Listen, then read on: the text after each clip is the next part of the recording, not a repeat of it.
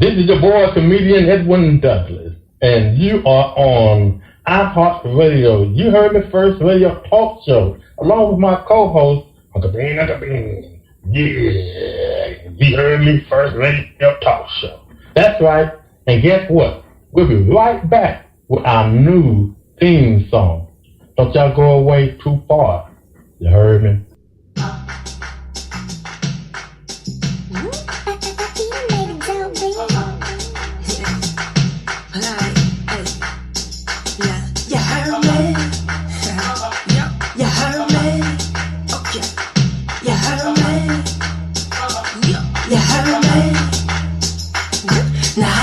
Just to talk what you heard about me. If it ain't about God, then it ain't about me. See, I was made by the king, there's a king in me. I know the haters only hate what they can't. Like, go ahead now with your lies and your plots to block. He holding me up high to sit on top of the rock. Although my enemies surround me, it's fueling my fires. I'm inspired how they think they cannot do mine.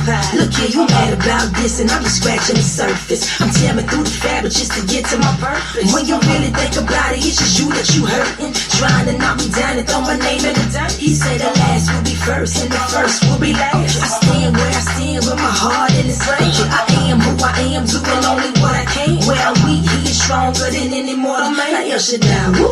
Yeah, that the one that I'ma wait on. The one that gave me life when my sin wanted to say no. The one that opened doors that can't no man close. He keep me on my toes, so I go wherever he goes. Yeah, now ain't no hiding the righteous, no. And I don't care if you don't like me. So I came to take what's mine. Didn't come to make friends, so don't waste my time. You heard me? Yeah. Yo, okay. You heard me? Yeah. Look. You heard me? You heard me? Yeah. You heard me? You heard me? Hey, you heard me? Yeah. Okay. Yo. You heard me?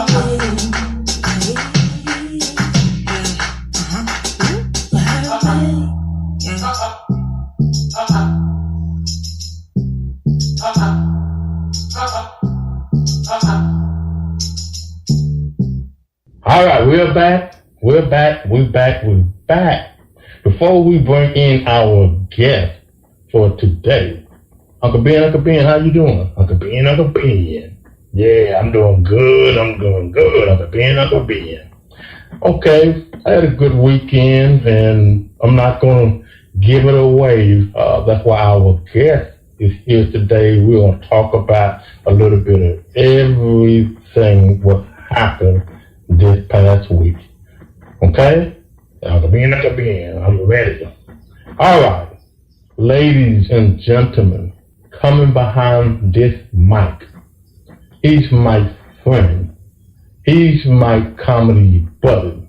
He is the creator from Waco, Texas. He's the creator of the Laugh Unlimited. He is the creator of the Comedy Vineyard. Please, y'all put your hands together and show your love for marvelous-milton-smith. What's going on, Big Dog? Oh, yeah, you said it just the way I wrote it. Thank you. Before we get into the question, man, you, I, and Motivator, we had a wonderful time this past weekend, and I must say that you did a fabulous, fantastic, wonderful job holding it down for the Comedy Vineyard. Yes. Oh, well, thank you. I appreciate y'all, holding it down, Motivator, being the featuring act there, and I'm excited to see how it all come out. NetPro Media, NT Pro Media, supposed to be getting it back to us quicker than he's done in the past. So we're excited about that. And it was an opportunity. I think it was a good. I think you held it up for us, hosting it well, and I think that's good to give us all the opportunity to sit in those various chairs. Oh, thank you. What I normally do with my guests, give our listeners a little background, sometimes childhood, sometimes it depends on where we want to begin. But with you, we know each other. Let's start with when you was in the first grade. Tell us what was going on in your life when you were in the first grade. So are we talking about the which year of the first grade? My first year of the first grade, or my first year of my second year of the first grade? Your life. You couldn't be doing too much in the first grade. Well, for me, I grew up in South Waco, right across the street from Baylor, and right at that time, and I'm today is my birthday. I turned 61 today. Happy birthday. Thank you. And for me, there was no preschool, kindergarten, anything like that. It was just first day of the first grade, and we had just school. I went to Solwalth Elementary, but all my other friends we all in the same neighborhood, but they went to a different school. They were just integrated schools. So my mother sent me to Solwalth, so I felt isolated and stuff like that. I had a tough time adjusting to the first grade. Didn't realize I'd been left back till I saw a little girl sitting next to me the second year. So you look like Mark. You say, Mark's my brother. He's in the second grade now. you know, back then when we were coming up, no one wanted to be left behind. Could you tell us that experience? Did it affect you, or did you knew what was going on? I mean, just tell us what was going through your mind so you can remember. Now, one thing I talked with my mother about it as an adult, because when I had after the first year, I was, you would think, was there any kind of rah-rah, hoopla, upset? I missed about 40 days of school. They tried, but I wouldn't go. It was a tough adjustment. But my mother said she looked at everything. It just showed that it didn't show that I couldn't do the work. It just said that I didn't come to school. So I can rest comfortable in that it was an emotional adjustment for me. Mm-hmm. Wow. So from elementary to junior high, tell us what was happening with you in the 7th grade for junior high. Yeah, I tell my signature joke called, Three Joes, where I talk about how I got in conflict with these brothers named Billy Joe, Bobby Joe, all that kind of thing. But the reality is that my mother was a single parent and struggling, and we thought we would do better if we moved from where we were staying in a duplex on the corner of 9th and Hines in South Waco to the Stella Maxey projects in northeast Waco. And at that time, I think it was where I did something I didn't realize I was doing, but very powerful. I used to write all the time, but in that 7th grade, I wrote down, Doug, that I was going to use football to better my life. And I wrote it down with conviction. And so I'm always talking to the students that I have now to give them a journal, because I wrote that down that I was going to use football to better my life. Okay. Now, you and I, we laugh and we talk about a lot of things. And if you don't mind, I'm going to let you have this moment. One of your signature jokes, Getting Bobby Joe. Could you just to me, it's a classic. Could you just describe, I know they can't see you, but it's funny. Could you describe that Billy Joe? Go ahead, man. Well, like I said, we moved from one side of town to the other, and when you know you trying to make friends, and I look out the backyard on the playground, they're playing a pickup football game, and this is a golden opportunity. All I need to make is just one friend, So I go out there and I volunteer to be the low man on the totem pole, which is the center. Now that means I'm not looking to show anybody up. I'm not going to display any of my cold moves, because from South Waco I had some cold moves, but I didn't want to display it. So what I'm going to do is do the conservative thing. I'm going to block. I'm I'm a hike, I'm blocking. And I'm working this thing, Doug, like it's a barbecue rib. I'm blocking, I'm hiking, it's working. And I think it won't be long till I have a friend or two before this all said and done. It's working. Then, all of a sudden, now, all out the blue, I think his name, as I look back, his name was Bobby Joe. He's the quarterback for us. All of a sudden, Bobby Joe takes the ball and drills me in the back of the head and says, hike the ball right. And then all of a sudden I turn around and everybody circle up around us. And then there are people coming all out of their different apartments. Fight, fight, fight. And somebody said, get him, Bobby Joe. And this is, so what I did what I come there not to do. I balled my fist up and I run at it. And then displayed one of my cold moves. I turned into Heisman Trophy and sidestepped it. Ran all the way to the back door of our apartment, looked out the back door, and that was on Saturday. There was no point in me going out Sunday, I just stared in the ass. There was no point in that. But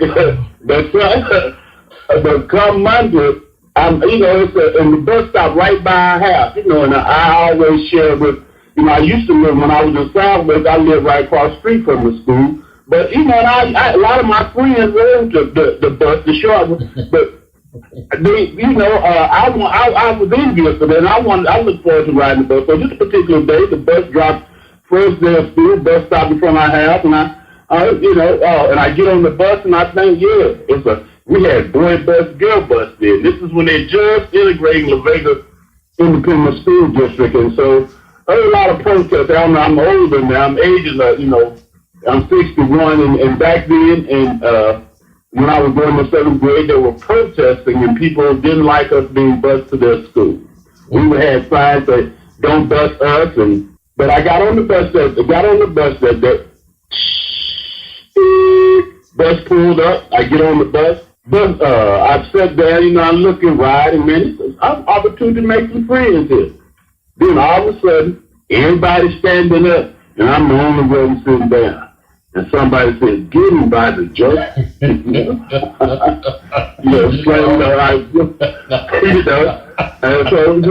So I'm trying this hard now, because I don't know anybody on the bus, and everybody, it's just one-on-one, so eventually, we settle our differences, and then, I figure that's that.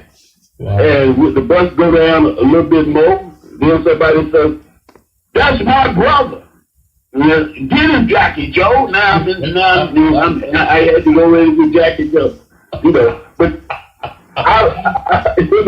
and I had prided myself up to them years that I usually didn't tell my mama if I'm having a tough time with anybody in the street. I wasn't really bad enough to where I had to tell my mama. But the next day, the bus pulled up, I didn't get on, and my mama said, Mr. Ray, why didn't you get on that bus? And I had to come clean with it. I said, Mama, too many blows and too many Joes on that bus. It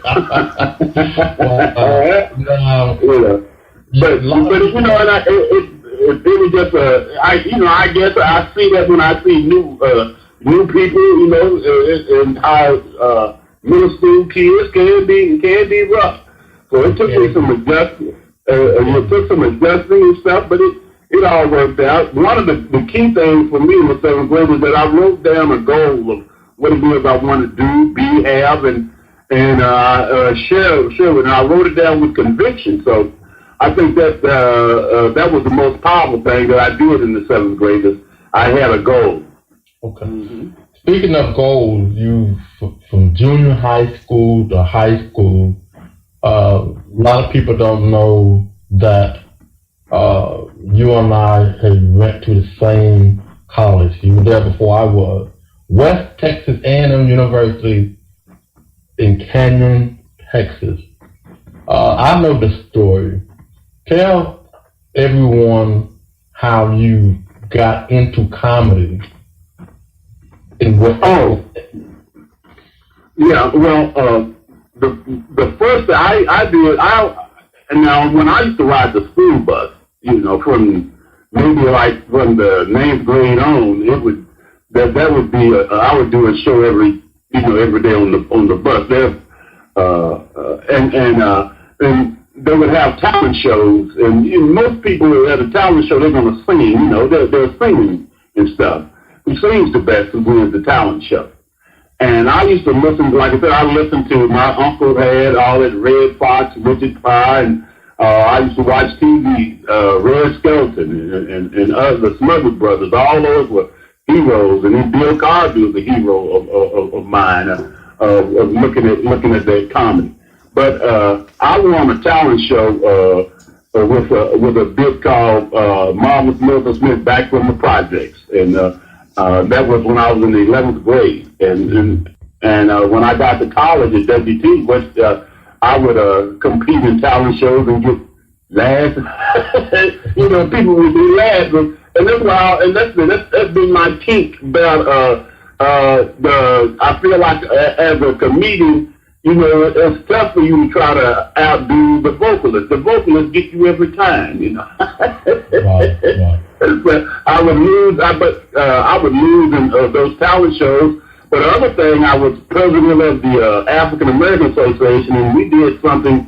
That's how I come up with Laughs Unlimited. We had a booth called Laughs Unlimited, guaranteed to laugh or your money back. Wow. You know what I'm saying? And that homecoming booth won first place homecoming booth because people would come in there 5 and 6 times determined not to laugh, and we were just doing the same routine again and again and again. And what happens is psychologically they bring not picking up the knot because they're saying I'm not gonna laugh, and all their subconscious picking up is the laugh, and so they were constantly be. So we won first place with that. I did, and then from there the university hired me to perform at a place called the Met they used to have on campus in the activity center.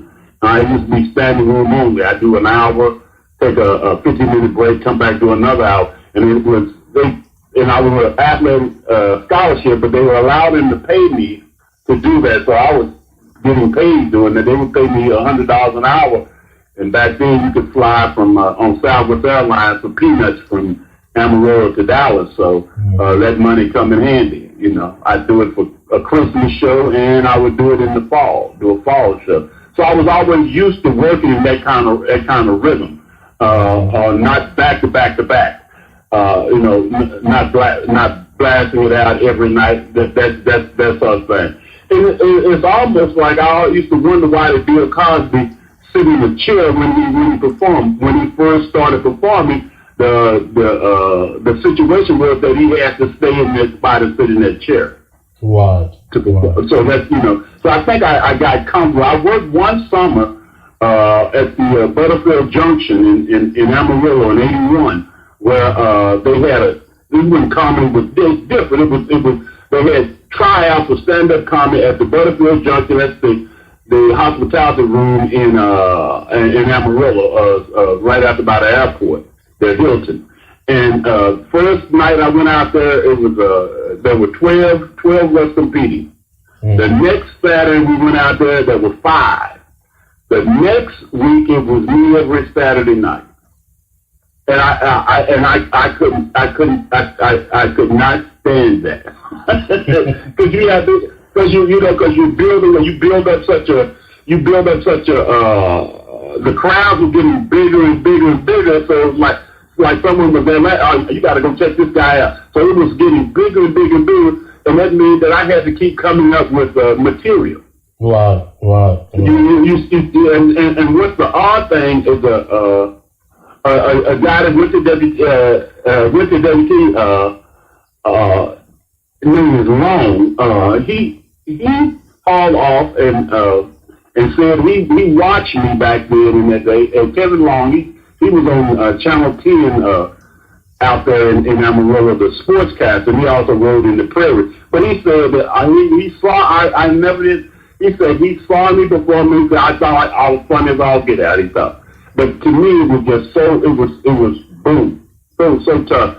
to have to do that every, come up with material. But we were learning. Yeah, I didn't. If I look back at it, I didn't know much about it. But that's how it is with comedy. It comes with experience. Wow. And so I think that, and that's the concept behind the comedy vineyards, is like a fine wine. This comedian, if he sticks with it, he can get better as he age. That's it. Now, I remember one of my favorite stories that you shared with me after you left WT, West Texas A&M University, and you graduated from the school and you went to the military.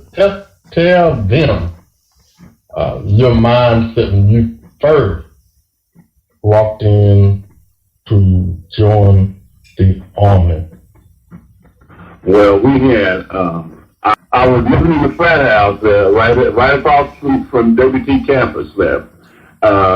And we partied all the time. I got in an altercation with some people, showed them what time it was, and I thought, well, I ain't here for this kind of stuff, beating up people. So that was the motivating thing for me to, just on a whim, I got up and walked to the recruiting office in Canyon and enlisted in the Army. And I was in the Army for 4 years, but the majority of my time in the Army was spent with morale support. I would be doing stand-up comedy. I'd also perform as a clown and things like that. So both of my, especially in Germany, both of my time was like that, and I'd get out a lot of duty by doing entertainment. Mm-hmm. And the people that I worked with would get off upset. He hadn't been here, we need a man for a detail. Well, send Smith. I get pissed off. I get angry all behind it. But it was I did a lot of performing like that. But when I come back, when I met you when I was in grad school, I had struck a deal. I thought I had struck a deal with God, because I said, God, if you let me get out of here, I will not disrespect a classroom again. Because before I went to the Army, I was flunking grad school. I had F on my transcript, right? Just really wasn't applying myself. But once I got in the Army, and that's one of the things they gave me was some perspective.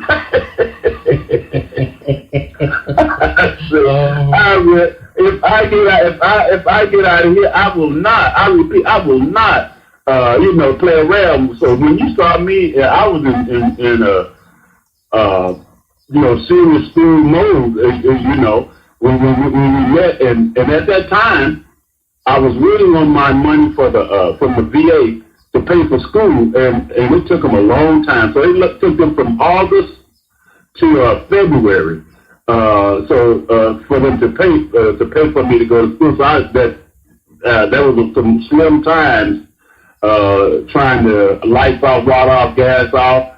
But I was so happy I closed that library every night. Lived in the library. Right. So I'm thankful for it. That's good.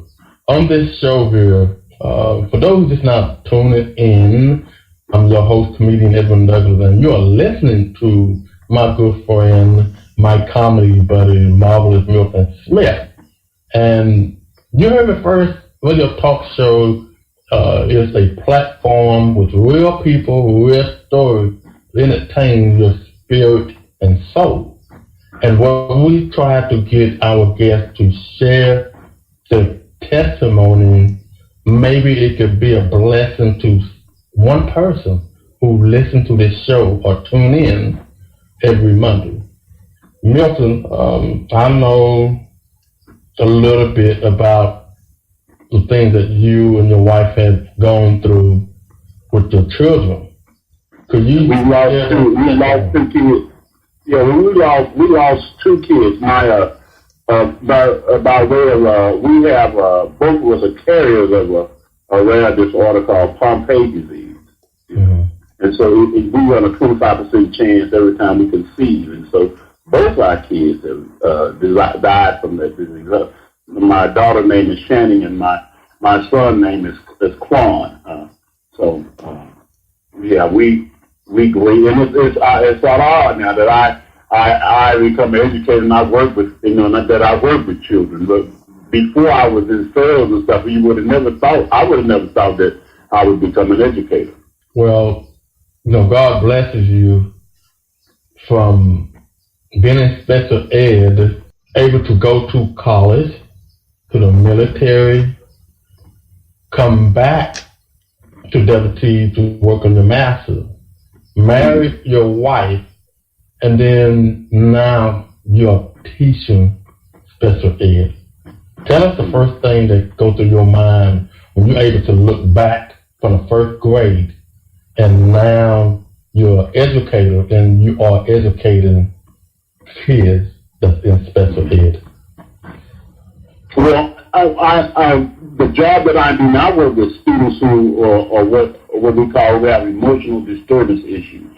And I think that, and so it has, now that doesn't say anything about their intelligence. It just says there's something emotionally going on. So if you could get that out of the way, get that stress or trauma from what's bothering them out of the way, then they could be freed up to learn. Mm-hmm. And so I had a child. I didn't know why, what was the reason that I was in special, but it was tough for my single mother. I tell kids a lot. I can remember now. We went to Payless to get our shoes, and at one time, everybody in our neighborhood was wearing the shoes with the round toe and the buckle. Mm-hmm. And my mother could buy. We browbeat her down to where, okay, we at Payless. We here for the brown shoe and the buckle. You ain't gotta ask us. We here to tell you what we want. So they get my brother Frankie. They give him a pair. Yeah, Frank, they're the ones you want. Yeah. So he good. Then I asked him, now me, come for a while, we really is. And they said, we don't have any more. We're out. Oh, dang, well, let's go somewhere else. No. My mother found a pointed, that ain't what, here, try this on, slap me around, put your toe out there, boy. And then say we had I had to wear those shoes out the store. And I was so upset about this, and I was talking with kids because kids don't know. But so I'm walking in the rain and down the water. I'm walking in the water, scraping those shoes, trying to tie them up so we can go back and get that the brown shoe with the buckle that I did. My mother saw me doing that, and but then I think about that. My mother was working during this time as a fry cook at a truck stop. So she, and look, she was making minimum wage. When I was in the 9th grade, I got a first job making minimum wage was $1.65 an hour. Wow. Got what I'm saying? So I believe that when I was young, before I was born, my mother was making less than that. And then I have the audacity to be not understanding. I'm up there, you know what I'm saying?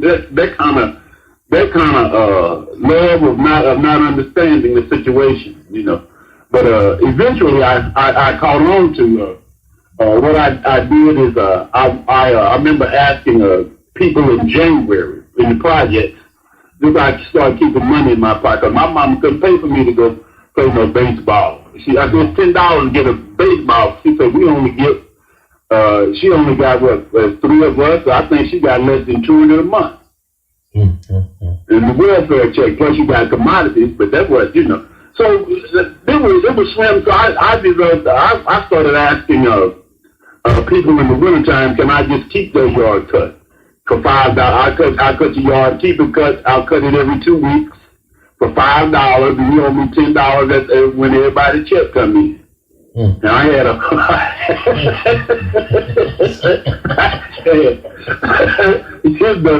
come the first, I was good forever, but this is when I was about the 7th and 8th grade, that I was good to have about $100 in my pocket, I could have that.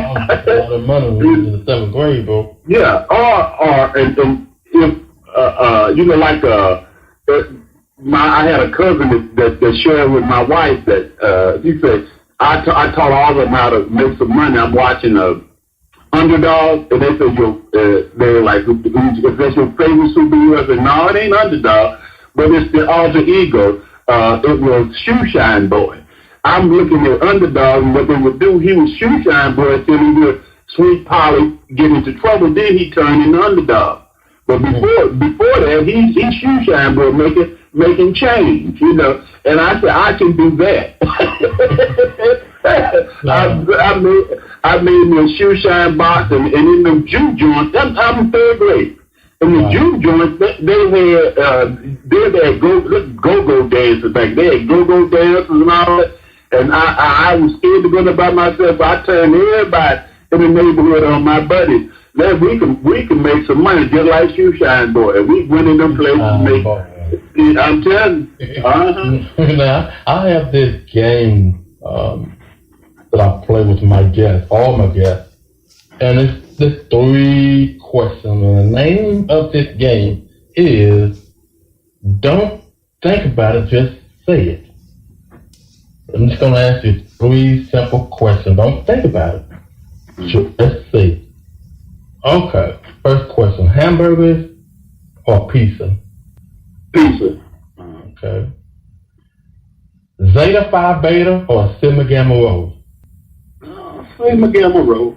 Okay. And my last question, and what I'm going to first make you laugh, my very last question: if today, time, hard, money, tight, and one of the bills that you could not pay, which one you will let go? The water bill or the light bill? Oh, the light bill.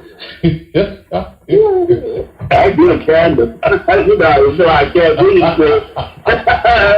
Yeah, I can't read. Buy you some candles.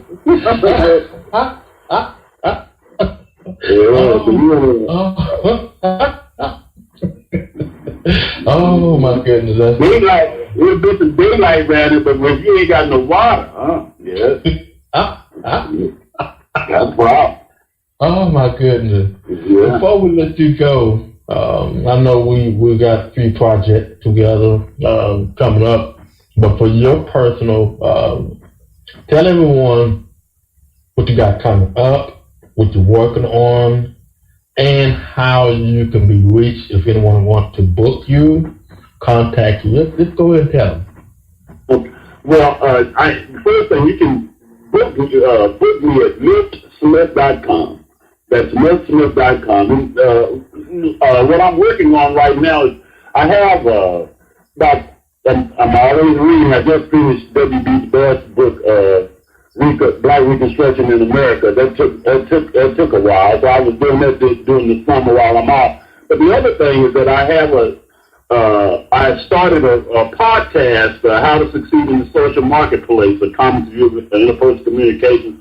So we'll get cranking back up with that. And I'm also working on the one-person show about something called Jamie's Dishes, and that's what I'm hoping to bring that to market. Okay. So, of course, in between we'll always be doing some comedy. I don't know if I'll be doing as much comedy as will be as I'm trying to transition now to do more of a. I've done some speeches, but I'm wanting to get more into keynote speaking. I've been reading. I read Judy Carter's book, The Message of You, and a lot of her training. So I'm thinking about doing that kind of transitioning into more of a keynote speaking. Ladies and gentlemen, the one and only, talking to and listening to my comedy buddy, my friend, Buff, Buffs, West Texas A&M Buffalo. Go Buff. Name. Like we always say, shake your butt. But his name is marvelous-milton-smith. Thank you, Milton. You know, we can always support one another. And I thank you for joining in the show today. You heard my first radio talk show. And you take care. And I'll be talking to you soon as the interview is over. And until I get off the air. But in the meantime, thank you, and keep doing what you're doing, man. Keep doing what you're doing. All right, I appreciate it, and thank you and to your listeners. Y'all have a blessing. Thank you. Ladies and gentlemen, that was marvelous-milton-smith, and we will be right back. Right after this break here, don't y'all go away too far. And when we come back, I got some for y'all Relationship Monday and the one and only Uncle Ben. You heard me?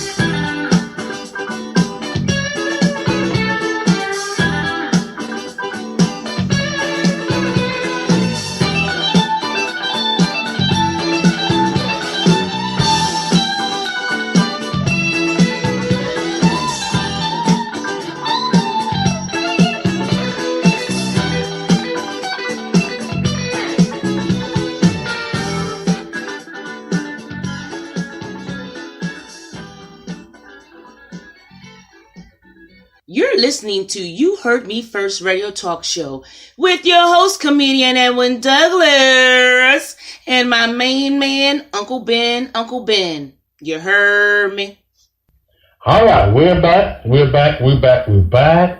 I hope y'all enjoyed that song. We're back. How you doing, Uncle Ben? Get it, boy. I'm happy. I'm back with live. iHeartRadio. You heard me first radio talk show. Yeah. We had a great weekend. Myself, Milton Smith, also Mr. Motivator, and we had a great time with the Comedy Vineyard short film. And just can't wait for it to come out so everybody can, peep it out, check it out. And it's something that we do every year. But what we're going to do is Relationship Monday. All right. Uncle Ben. What you got there, boy? Uncle Ben. All right. Relationship Monday. For those who are in my Facebook family circle, I really appreciate you being my friend and support me on so many things that I do. Now, I have several divisions in my circle of family on my page, or families on my page. Co-workers, fraternity, brothers, family, cousin them, uncle them, auntie them. I'm saying them because that's how we see it, okay? But I also have business partners. I have other people in alumni, and much, much more. The closer we get to God, your circle may not be as big as it was in the beginning. When God really starts blessing you, some people may stop supporting you. They may be lying on you, hating on you, or stop speaking to you.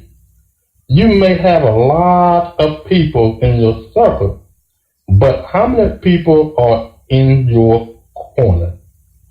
Yeah, this is Relationship Monday. This is your boy, comedian-edwin-douglas. Until next time, this is Relationship Monday, and something that I want everybody to think about. Remember, the more friends you have may be in your circle, but with all the friends that are in your circle, think about it. How many people are in your corner? Yeah, Uncle Ben, you got a point there. You said something like that, boy. I got a lot of friends, and every time I do something, they don't support me. I wonder why. Well, I mean, don't beat yourself up with that, because people are going to be people. And you have to realize that when God elevates you, Uncle Ben, everybody can't go. So with that being said, you have to really appreciate the people that support you, the people that's in your corner.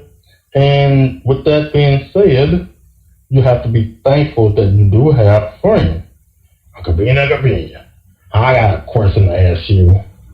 Go ahead, man. Am I your friend, Uncle Ben? Of course.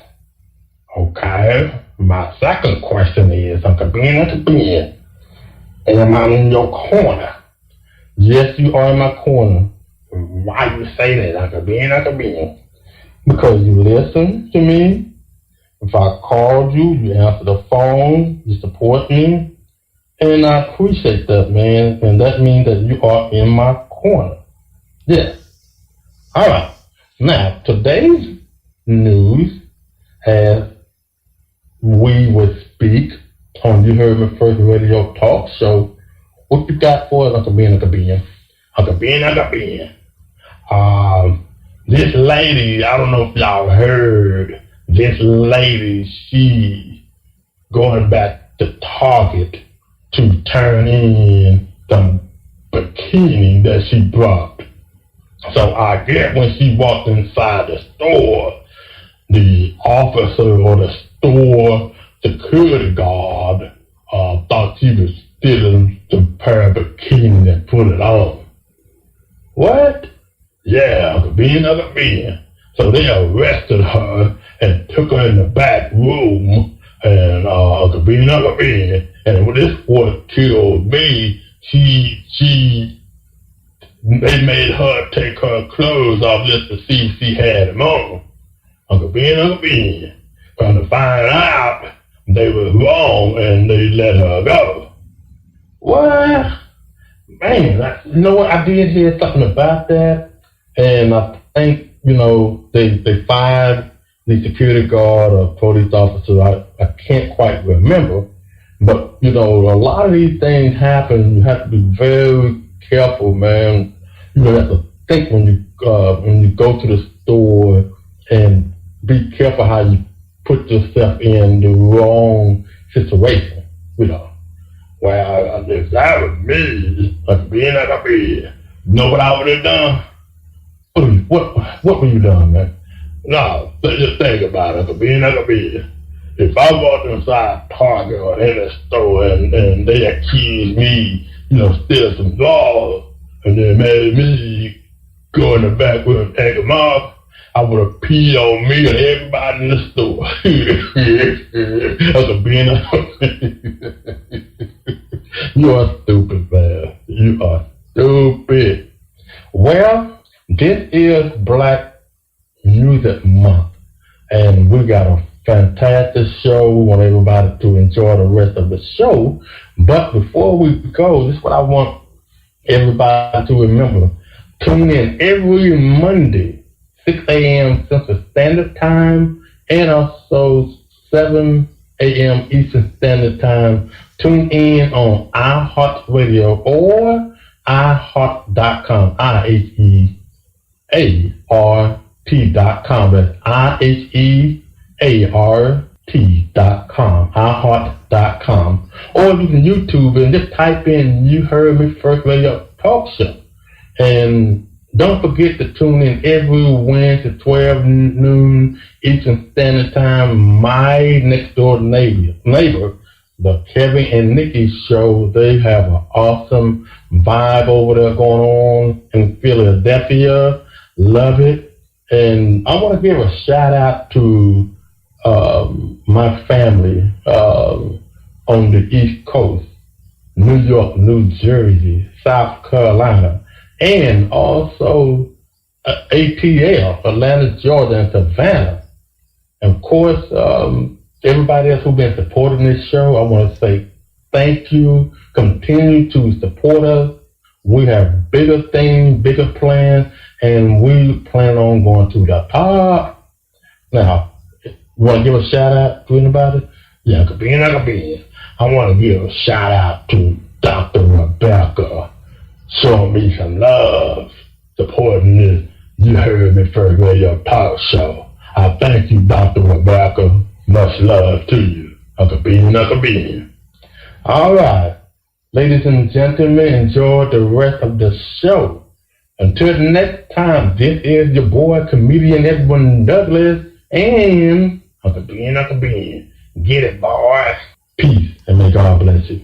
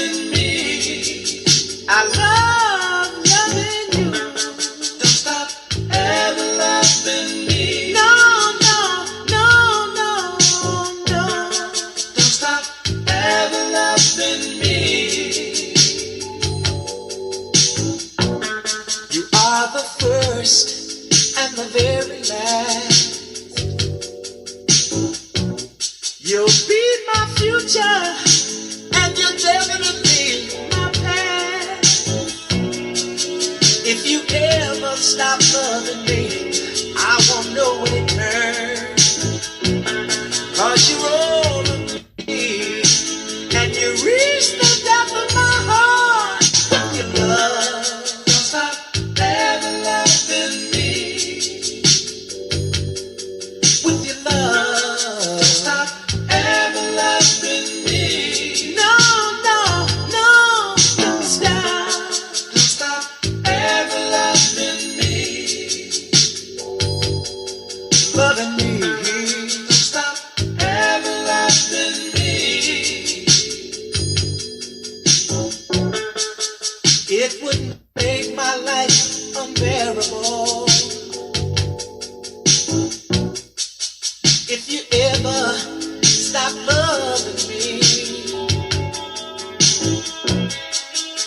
So stay with me forever. And our team will always be. Don't stop ever loving me. Don't stop ever loving me.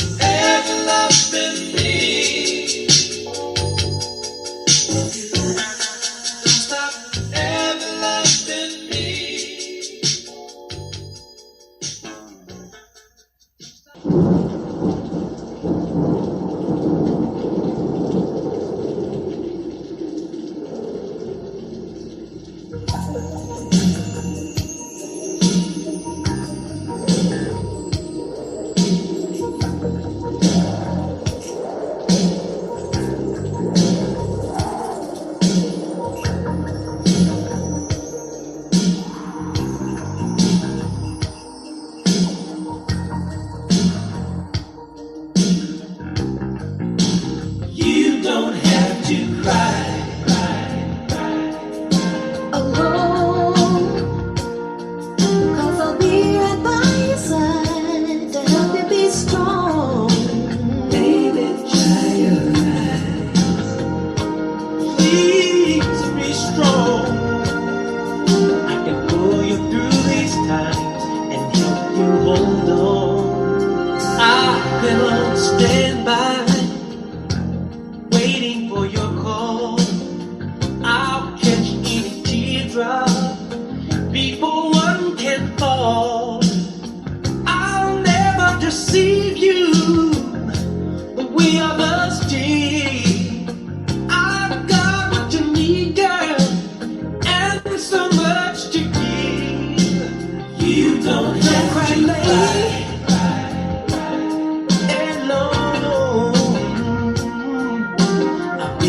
By your side, you found a new home. Baby, dry your eyes. Please, you've got to be strong.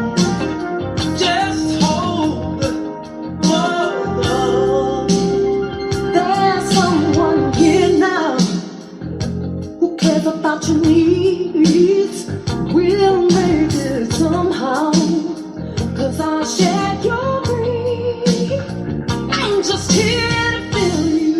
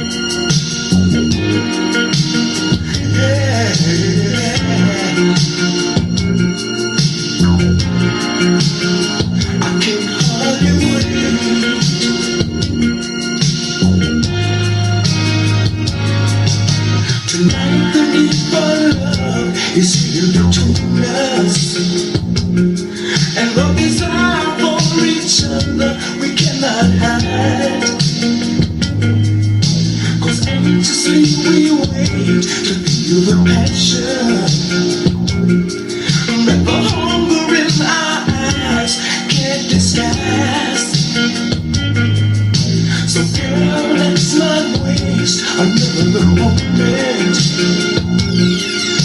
trying to decide right or wrong. Just come and hold me close to your body, and let's release the love we've been holding back so long. I'm trying so hard to be patient, but when you near me, I lose control. And there is no time for hesitation. And if you don't give your love to me, I'm going to explode from anticipation. Anticipating your every move. Anticipation.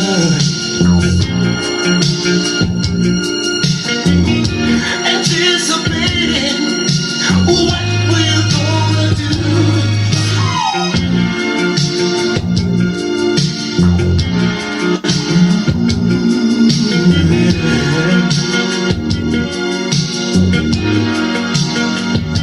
Don't make me wait.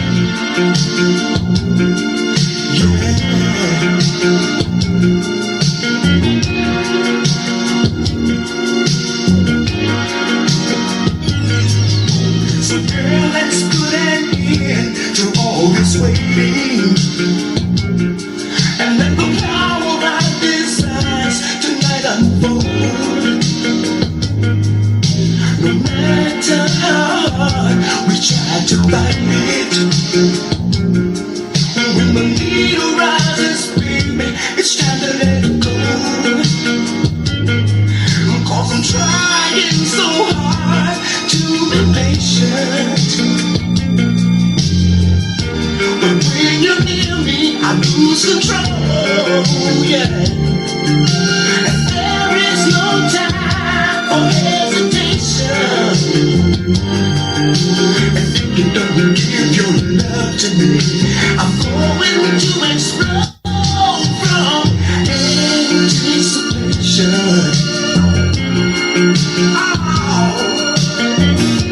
Anticipating your every move. Anticipation. Yeah. Anticipating what we're gonna do.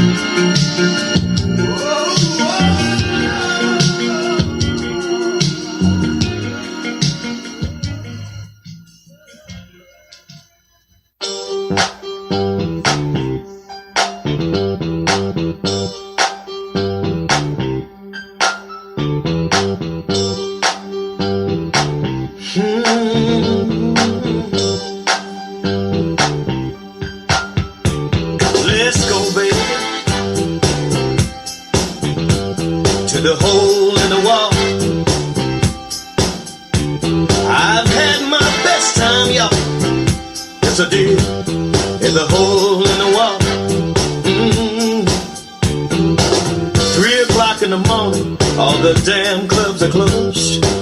I went to this place, y'all, I didn't want anyone to know. I walked into the room, had my nose in the air. It's 7 in the morning, and I'm still in there. Let's go, baby, to the hole in the wall. Oh, yeah, I've had my best time, y'all, yes I did, in the hole in the wall. I took my high-class woman with me the next night. She didn't want to get out of the car. She said it didn't look right. She walked into the room with her nose in the air. It's 7 in the morning, y'all, and she's still in there. Smoke-filled room, whiskey and chicken wings, people dancing and drinking, and no one wants to leave. Let's go, baby, oh yeah, to the hole in the wall. I wanna go there. I've had my best time, y'all, yes I did, in the hole in the wall. I know you've heard of that before. Hey, yeah, yeah, yeah.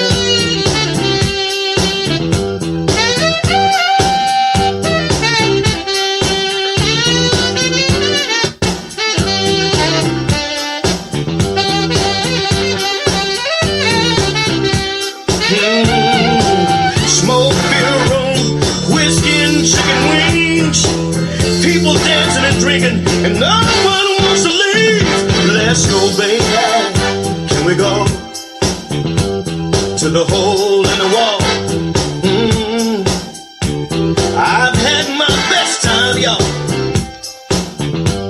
in the hole in the wall. I wanna go, baby, can we go to the hole in the wall? I know a lot of y'all have heard of that before. It's like all the time tonight, you can hang out all night long. And I wanna go back to the hole in the wall. Somebody go with me. Let's go, baby, to the hole in the wall. I've had my best time, y'all, in the hole in the wall. Oh yeah, 3 o'clock in the morning, all the damn clubs are closed. I went to this place, y'all, I didn't want anyone to know. Walked into the room, had my nose in the air. It's 7 in the morning, and I'm still in there. But let's go, baby, yeah, to the hole in the wall. Oh yeah, I've had my best time, y'all, yes I did, in the hole in the wall. Hey, baby, do you wanna go, baby? Oh yeah, to the hole in the wall.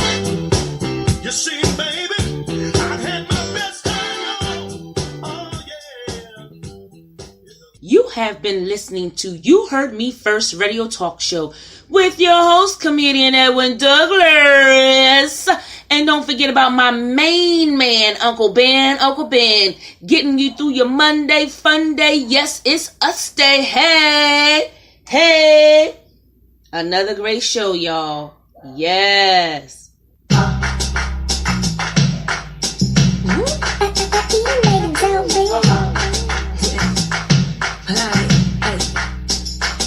You heard me? You heard me? Okay. You heard me? You heard me?